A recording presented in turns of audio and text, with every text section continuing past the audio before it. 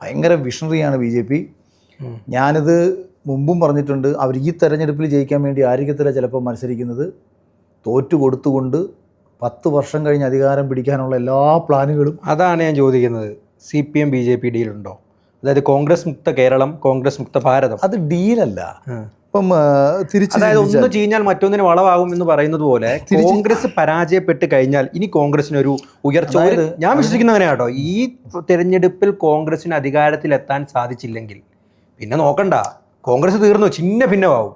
കോൺഗ്രസിലെ പല നേതാക്കളും BJPയിലേക്ക് ചാടുന്ന ഒരു സാഹചര്യത്തിലേക്ക് പോകുന്നു വിശ്വസിക്കുന്ന ആളാണ് ഞാൻ. കോൺഗ്രസ് തീർന്നു പോകും. അപ്പോൾ ആ ഒരു ബുദ്ധി അല്ല, ആ ഒരു കുടില തന്ത്രം BJP പയറ്റിയാൽ. രാഷ്ട്രീയത്തിൽ തന്ത്രങ്ങൾ തീർച്ചയായിട്ടും. രാഷ്ട്രീയം ഒരു ചതുരംഗ കളിയാണെന്നുണ്ടെങ്കിൽ ഇപ്പോൾ ചതുരംഗത്തിൽ തൊട്ടടുത്ത കളം നീക്കുമ്പോൾ മറ്റവൻ വിചാരിക്കും ഇവൻ എന്തിനാണ് ഈ പൊട്ടത്തരം കാണിക്കുന്നത്, അവനതങ്ങ് വെട്ടും.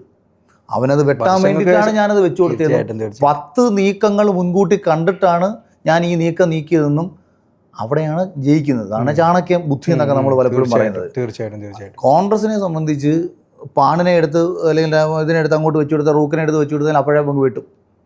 അപ്പോൾ ഈ ചിന്തയില്ല, ഭീഷണറി ആയിട്ടുള്ള തോട്ടില്ല അവർക്ക്, ഒരു കാര്യത്തിലും ഇല്ല. ഇനി ഇവിടിപ്പം BJP CPM ഡീലെന്നല്ല നമ്മളതിനെ പറയേണ്ടത്.